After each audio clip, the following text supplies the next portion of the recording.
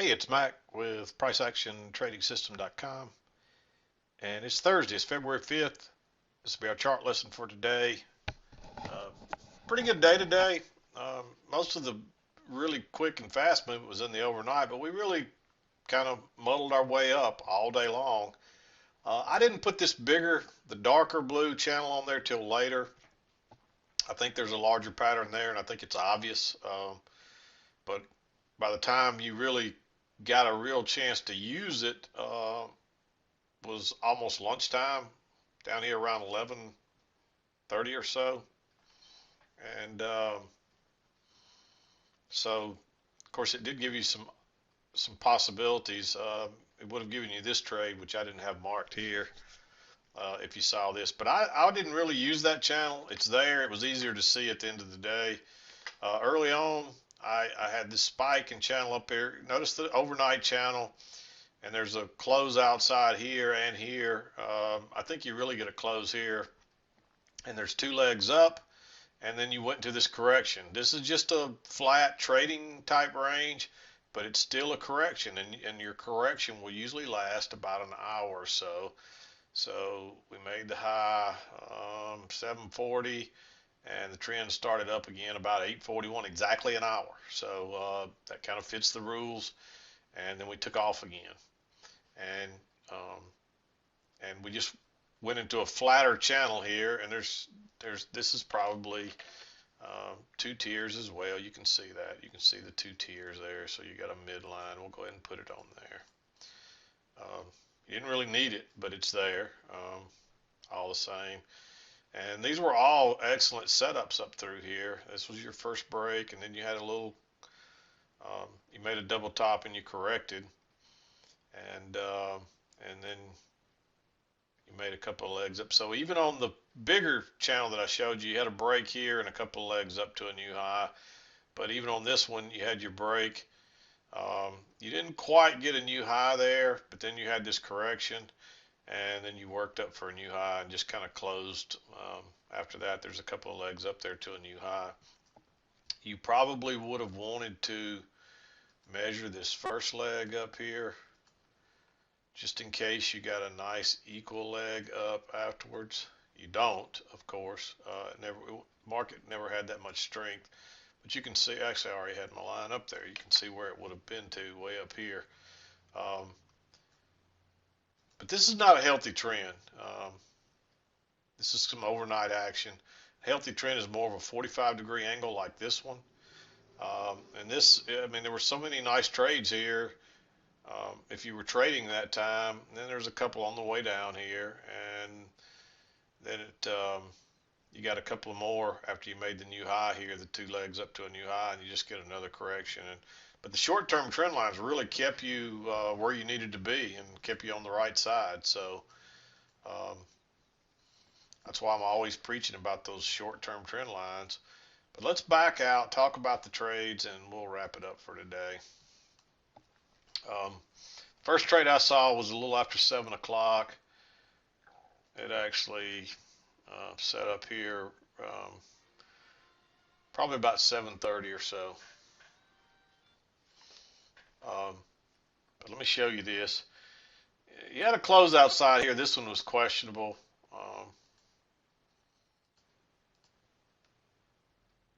But you can see there's a clear close outside there. You might could have had this a little lower. You still get the close outside, but either way, you definitely had one here. So, um, but if you look at this one, you'll end up with two legs up. You got one leg up, a little double correction, then another leg up. It's not quite, I don't think it's quite a measured move.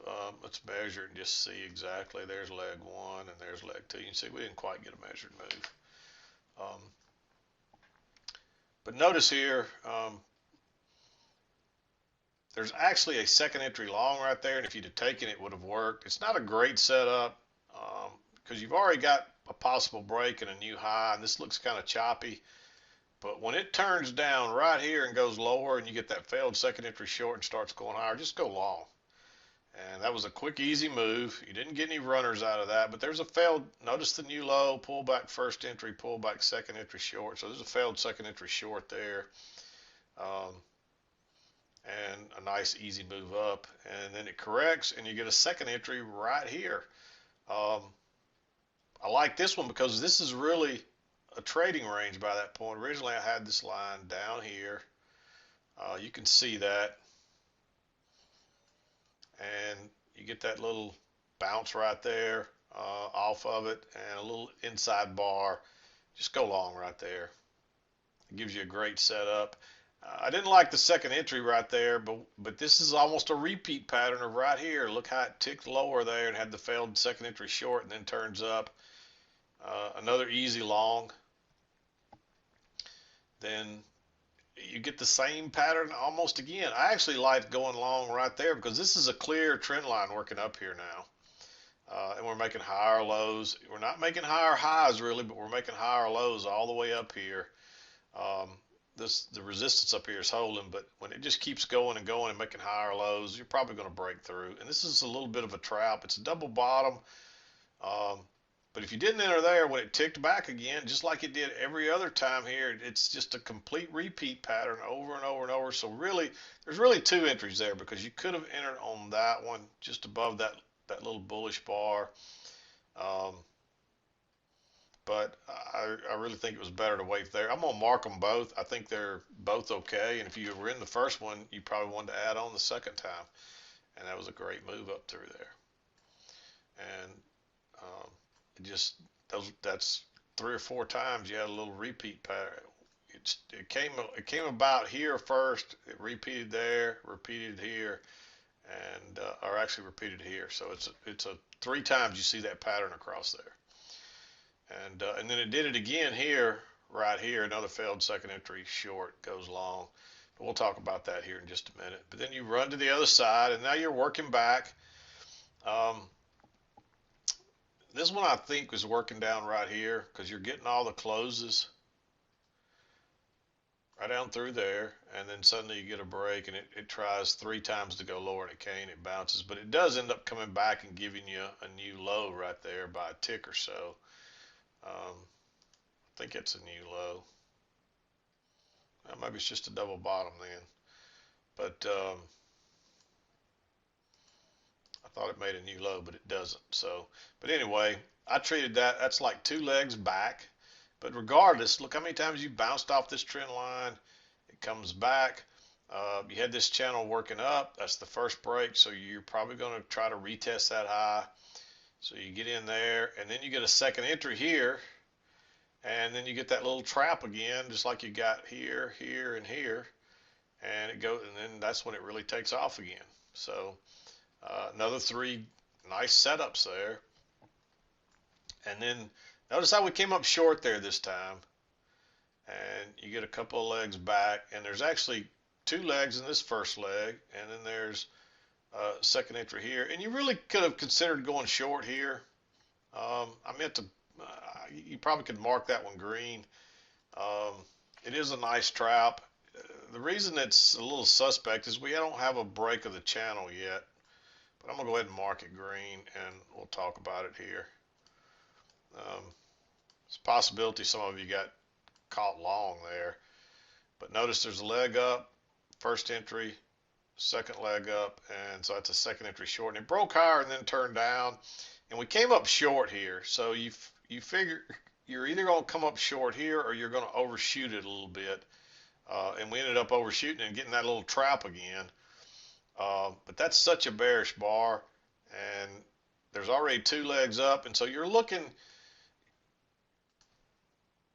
for a measured leg similar to that, and you see that puts prices way down here, and so if you go short right there, it's going to give you enough room to get out. Normally I'd say you don't want to take that trade, but because of the big bearish reversal bar in the trap, I'll just be honest, you almost have to take that trade. But now you got 2 legs down, and then you get that another little push down, and that trap, you go long. And that's the first break of the channel, so you're probably going to push up for a new high. I like that one for a long. Plus it's testing this support again right here. 2 legs down. And that is really almost like a second entry long off the lows as well. too. So a couple of different reasons to like that one. And then we get hung up here at the top again. You don't want to go short there. You got to wait on a second entry. And then your second entry is not a very good setup to the downside. And you still don't really have a new high. So I think it was better to wait, just see what happens. And then it tries to go higher again. But when it turns up right there and fails and turns and goes down and closes on its very low, actually when it went below that bar, it's a second entry short and a failed second entry long at the same time.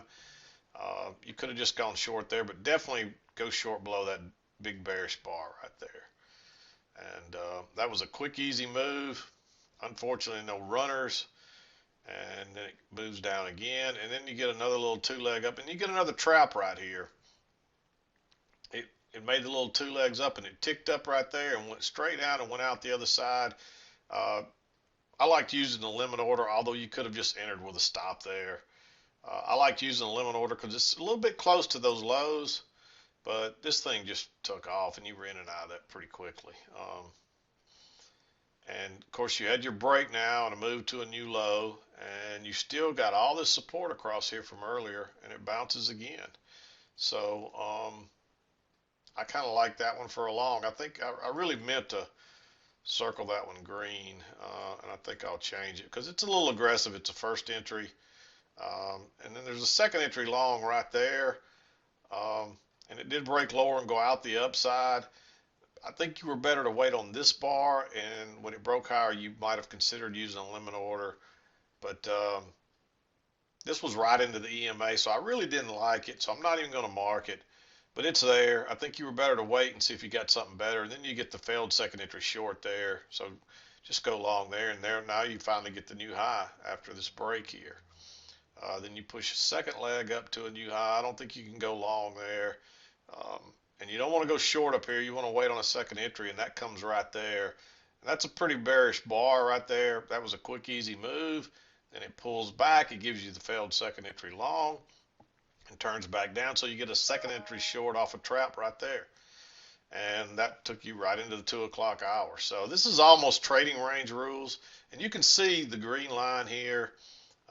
And the red line up here, maybe just a couple of ticks higher than that. That's really a trading range, and so you could, and you got your trend lines working each side. You just follow the rules and watch the support and watch the resistance, and just kind of stay with it and trade it like a range. So, and you're still looking for a possible move to a new high, even on this move down, because you're looking for that. We still don't have a new high on a retest, and that's a pretty big move up that you're probably going to see that new high. And we actually even tried it again, and you would have looked once you had this leg, and you might even measure to there, but I would measure here first and move this over, and you can see that would have been your target, but I would have also had this secondary target just in case. And you see that was almost a perfect measure move, and then it sells off. So good stuff there. Pretty good day. I know I did get some comments. I knew yesterday with the range day that people were going to struggle, and sure enough, I got comments with people talking about the range day and how they struggled. So it didn't surprise me at all because a lot of people have a hard time on a range, and there's not much you can say about ranges except you just have to remember that you sell the highs of the range and you buy the lows. And on a day like today, you're more apt to buy the lows than you really would to sell the highs. You got to wait on a second entry or a trap or something off the high side, like second entry here and a trap. Notice there's not a lot of, and then I didn't even mark the second entry, only the trap. And there was really only one chance to buy it on the way back. Of course, you could have bought these lows, but if you'd had your bigger trend line, the one I showed you earlier, you can see that would have got you in this trade, and that would have kept you buying here. You probably wouldn't have you might have reconsidered selling here, but that would have definitely made you consider buying right there. So there's different ways to look at all this, but that's what I saw today. And again, if you'll draw those short-term trend lines, they really help. Remember, your prices have to fit in there neatly. If you draw them wrong, you're probably going to get it wrong. So, um, I'll see people and they'll send me their chart. It'll be close, but it won't be close enough. And generally, you don't have to be perfect. You just have to be close. But I see some that are semi-close, and when you're semi-close, there, it just throws you all off. So um, understand what I say by neatly is look what happens every time prices came to the upper side and touched that line, they reversed. Look what happens every time they touch the low side, they reverse. And if they poke through, they generally close back inside, like right here. Look up there. And I had a conversation with another trader. Um, he said he had 2 winning trades today. He made his 4 ticks on each trade, but then he had a 2-point loser, and he can't figure out why he's not making money. And you're not, if you take 3 trades every day and you win 2 and you lose a full stop on the other, then you're going to break even. You're not really hitting. That's only 66 or 67% win rate on the day, and if you're losing the full 2 points and only making 67%, then you're not going to get profitable. Um, you're going to either have to improve your win percentage, lessen your stops, or both. Really, is what you're going to have to do. And I'm pretty sure this trader told me he was trading live. And what I suggest is don't if you're not able to make money, you shouldn't be trading live until you've proven that you can double. You start with your sim account maybe at 10K. You can reset your sim account to whatever amount you want. Set it to about 10K. And when you can double that trading singles, you're probably ready to go live. At least give it a shot. But if you're not making money, you should not be trading live. I don't care how good you think you are. I don't care how much money you got, because you're just going to donate it to somebody else. So don't trade live if you're not profitable yet. So that's the best advice I can give you. Uh, used to be the simulator didn't work exactly like live. I can flip this thing from live to simulator. I'm trading the same data. It's the same live data, so it's just like, and it works exactly the same way.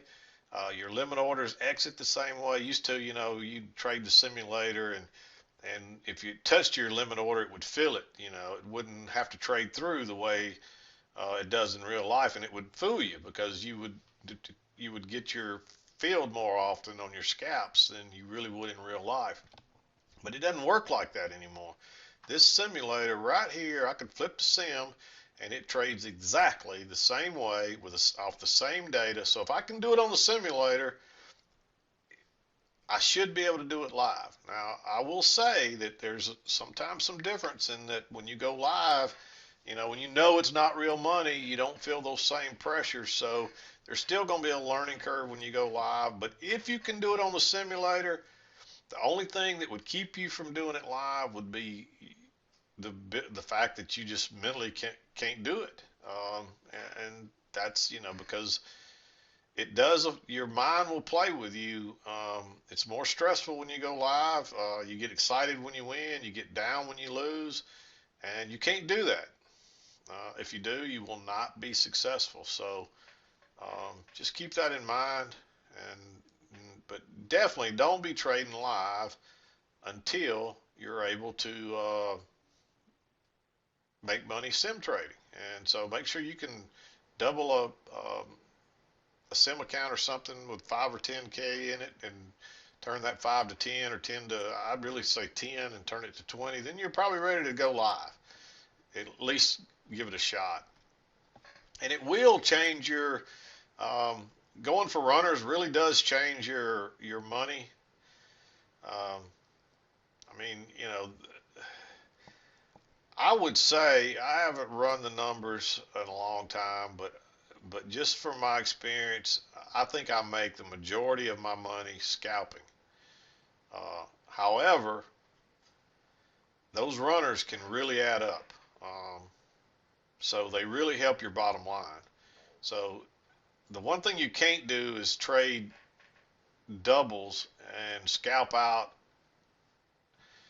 one and save one for a runner. It won't work that way at all, because what happens is you might have two winners in a row, just like the example I just gave you. Let's say you have two winners in a row today, um, but you get stopped out on um, your runner both times. Even if it was BE plus one, even if you got stopped out at break even plus a tick, you still only made $100 on your two winners. But yet on your loser, just one loser, you lost 2 full points on two contracts, say, then um, you lost more money than you won, even though you won more trades. If that makes sense, do the math. You'll see what I'm saying. Um, but in other words, you're only making money on one contract each time because your runners got stopped out, but you're losing money on two contracts, and you may be losing more than 4 ticks. So you end up getting double burned. So I hope that's clear. If it's not, do the math and you'll see what I'm saying. So really, if you're going to try to trade runners, you need to trade at least 3 contracts, scalping out 2 and leaving 1 for a runner. I think that you will work out that way. I prefer to have to trade at least 5 and only do 1 or 2 of them as runners. And then the math really works in your favor.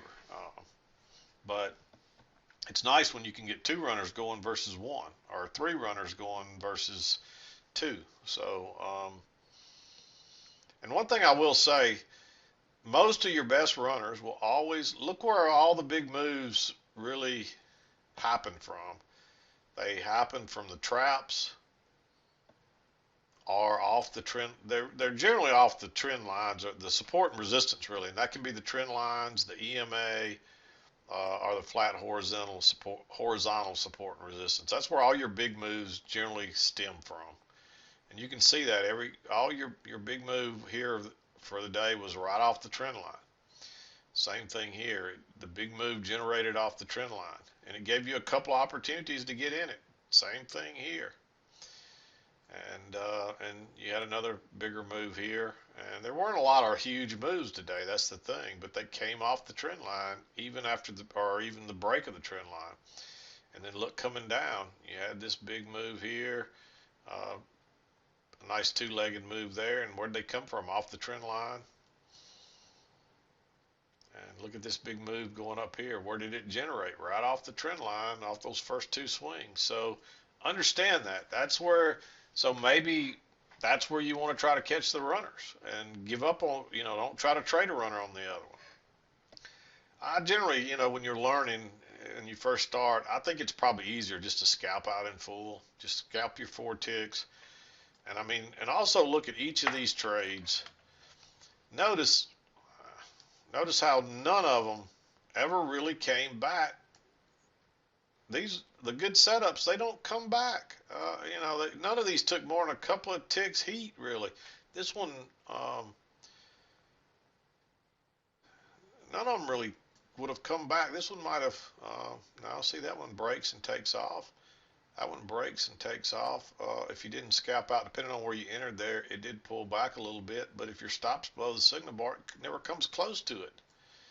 None of these. This one hesitated a little bit, but it didn't back up more than a couple of ticks. This one never really hesitated. This one didn't really hesitate. Um, this one might have backed up a couple of ticks. That one never hesitated, never hesitated. Most of these, they don't take any heat. This one might have taken a little heat before it bounced up. So that one got close to the lows of that bar if you didn't scalp out here, depending on where you entered that one. So, if you're entering the right place, you don't have you're not going to get a lot of heat on the trade. Now, if you're entering the wrong place, yeah, you might, like if you enter here, there's not really a good setup there. There's a second entry, but there's no good setup, and, the little trend channel is working down. And if you entered there, you might have got, I don't think that wouldn't have got more than 2 or 3 trades, and you would have got stopped out. And it's because you're entering even though you took a second entry, it's just not a great entry and not in the right place. So keep that in mind. Hope that's helpful. But anyway, I'm going to wrap it up. This is Mack with PriceActionTradingSystem.com, and we'll see you next time.